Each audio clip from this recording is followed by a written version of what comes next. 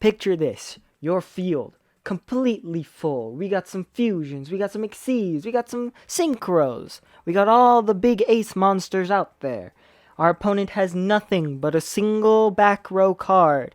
We're about to deal the final blow. And right when you declare the attack, our opponent activates their trap card. Oh no, it destroys our entire field, all of our monsters sent to the graveyard, and now they are set to win the next turn.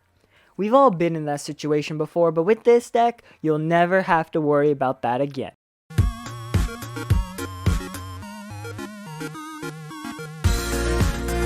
Hello everyone and welcome back to the Game Panda. Today we are playing some more Yu-Gi-Oh! Duel Links, and today we got ourselves a deck that we don't have to worry about back row at all. It's completely useless against this deck. That's right, we're playing with a Jinzo deck. Now, it's been a little bit since the last video. I haven't had enough gems to create decks, but I finally got enough to build ourselves a nice little Jinzo deck right here. And this is what we're running today. We got 3 copies of Jinzo, 3 Jinzo Ejectors, 2 Psychic Mega Cybers, 3 Psychic Bounders, 2 MSTs, 2 Law of the Cosmoses, 2 Everlasting Alloy, and 2 Psychic Wave, and then of course we got 2 Wall of Disruptions just to fill out the rest of the deck. The ability that we're running is Supernatural Tactics, so essentially whenever we have a monster out on the field, because all of our monsters list Jinzo, we can go ahead and special summon a Fiend Mega Cyber while placing a Cyber Raider in their spell and trap cards, and then that way they have lost one of their trap zones, and then we can go ahead and summon a nice little Psychic Mega Cyber, because if they have more spell and trap cards, we can go ahead and special summon him. So this is usually my first turn play. Summon a Psychic Bounder, get ourselves a Jinzo or a Psychic Mega Cyber, or one of the spell cards depending on what we have in our hand. We activate our skill. Psychic Bounder goes to the graveyard, brings in a Fiend Mega Cyber. Then they have something in their spell and trap cards, which then allows us to summon Psychic Mega Cyber. And then depending on what we have in our hand, we might or might not Xyz summon Jinzo Layered. Speaking of Jinzo Layered, this is really the only Xyz monster that you need to have. We're running 2 of him.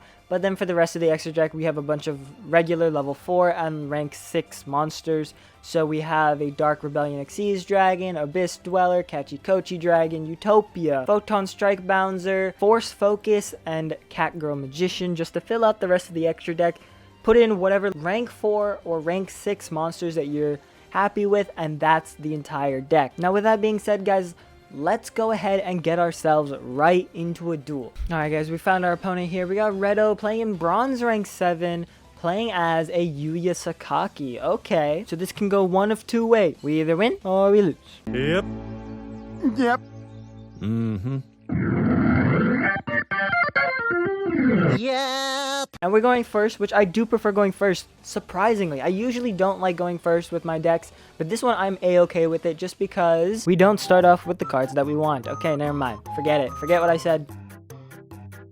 We're now going to go ahead and activate a Law of the Cosmos, so that way we can go ahead and get ourselves a Jinzo out on the field. Hopefully they go ahead and set something. If not, we get ourselves a Psychic Bounder.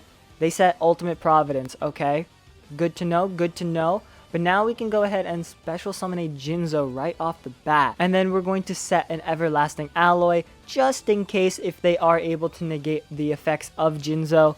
We can go ahead and activate Everlasting Alloy and protect it that way. So we're actually just going to go ahead and activate that MST real quick and get rid of that Time Gazer Magician, because we don't want our opponent to be able to start going ahead and like pendulum summoning, because they are playing Raging Pendulum, so we do have to worry about that. And we don't want to have to deal with that at all.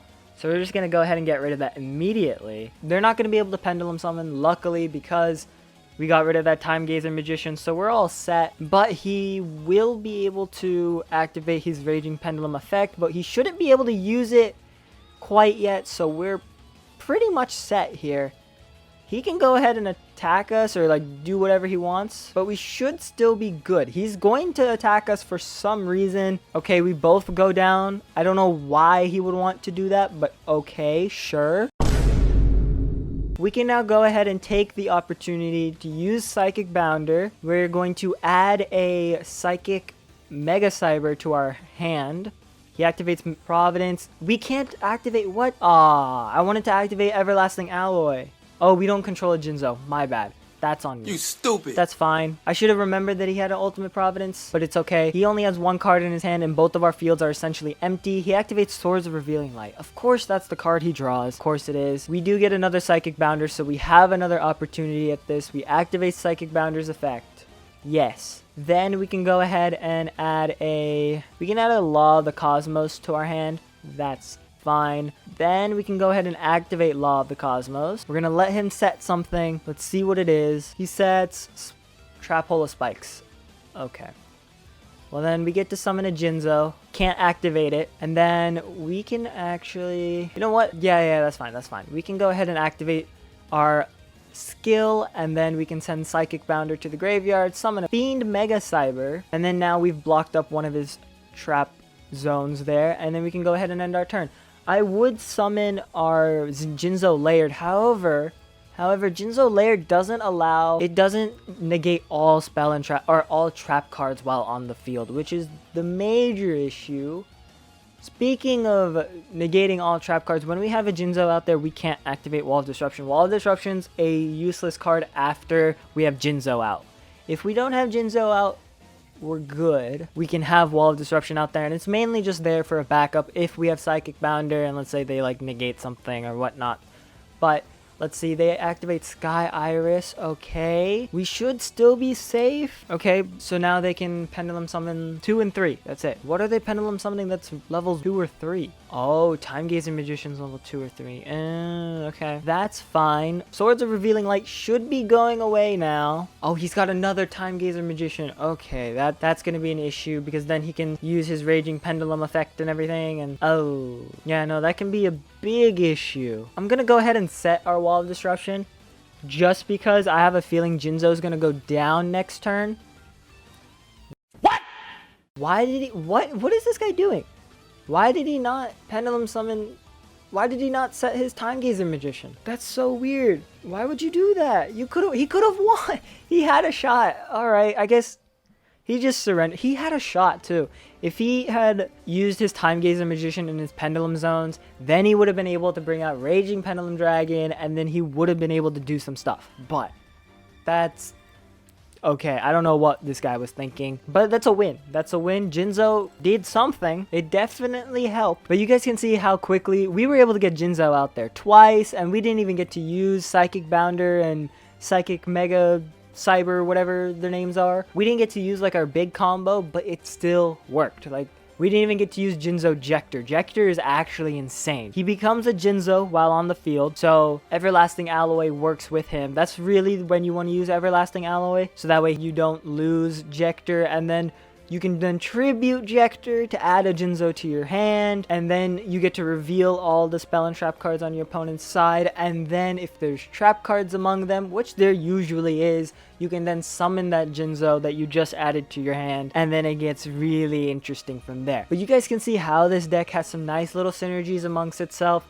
You do run the risk of giving your opponent the chance to set a card that could potentially hurt you with Law of the Cosmos, so do be careful of that. But I feel like since I knew we were playing a Raging Pendulum, there's not many trap cards out there that are specific to that deck that will help. Obviously, there's like random stuff in there that could cause an issue, like you saw Ultimate Providence did give us a little bit of issue, but since we have 3 copies of Psychic Bounder, we were able to get one immediately. But let me show you how to actually get these cards. So Jinzo, you guys are going to get from the starter deck of Esperoba, but then you can get the rest from the card trader. I don't believe he shows up in the featured. Yeah, no, he doesn't show up in the featured anywhere here. So he probably shows up in the regular inventory. So you can go down here, Jinzo right there, second row if you're playing on computer. And there you go. You can grab your 3 Jinzos that way, or 2 because you're going to be playing as Esperoba. Jinzo Jector, you guys are going to get as a level up reward, and it was a login bonus campaign reward, but I'm pretty sure you can get all 3 as a level up reward. And by login bonus campaign rewards, I mean if you have ultra rare tickets from those, you can grab Jector that way. Psychic Mega Cyber, you guys are going to get from Energy of Giga Rays. Psychic Bounder, you guys are also going to get from Energy of Giga Rays. And then MST, you guys know, and Atomic Theory. Law of Cosmos, you guys are also going to get from Energy of Giga Rays. Everlasting Alloy, you guys are also going to get from Energy of Giga Rays. And then Same with Psychic Wave. So Energy of Giga Rays is the only box you have to open if you want this deck. And then the same with Jinzo Layered. Jinzo Layered also comes from Energy of Giga Rays. So if you end up opening that, you'll get over half the cards that you need just through one run through of the box, and then you have to do a second one if you want to get a second copy of Mega Cyber or Jinzo Layered. Realistically, you don't need 2 copies of Layered, you only need 1 because you're barely ever going to use him. He's just nice to have in there because he's a nice little Xyz monster, and it allows you to destroy a face-up card on the field. If you want to use Layered more, there is a spell or trap. I think it's a spell card that works pretty nicely with Layered's effect of being able to take control of your opponent's cards. This right here, Cosmos Channeling, you can send 1 monster you control that is owned by your opponent to the graveyard and then special summon 1 machine monster. So Jinzo Layered, by detaching a material, you can take control of one of your opponent's monsters, preferably a stronger one, and then you use the effects of channeling to go ahead and send that to the graveyard and summon one of your own monsters. So if you do want to end up using Layered, that's the way to go. But realistically, you're never really going to use him because he's got the same amount of attack and defense as regular Jinzo, and he doesn't have the overarching effect that trap cards just don't work. So I don't know about that. But if you want to use this exact extra deck, Dark Rebellion Xyz Dragon, you guys get from the one with his face on it. Also with Odd Eyes Challenger EX box. For Abyss Dweller, you guys get from Photon of Galaxy. Catchy Kochi Dragon, you guys get from Tag Duel Tournament, Duelist Road, Power of Zexal, or Dual Capsule events. Utopia, you guys get from Shining Hope. Jinzo Layered, we showed you, was Giga Rays, and then Photon Strike Bouncer, you guys get from Photon of Galaxy. Force Focus, you guys get from Shining Hope, and then Catgirl Magician, you guys get from tickets mainly and a bunch of other events. As for the skill, you can apparently get all the skills ever in the card trader now with the new update.